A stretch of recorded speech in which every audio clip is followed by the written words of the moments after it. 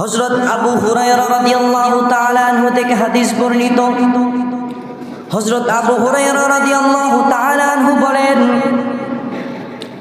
হযরত আবু হুরায়রা রাদিয়াল্লাহু তাআলা আনহু বলেন, রাসূলুল্লাহ সাল্লাল্লাহু আলাইহি ওয়াসাল্লাম এত বেশি সুন্দর ছিলেন।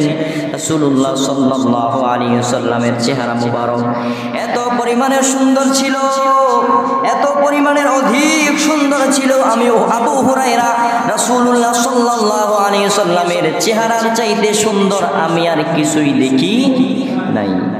আল্লাহর হাবিব সাল্লাল্লাহু আলাইহি ওয়াসাল্লামের চেহারা এত সুন্দর ছিল।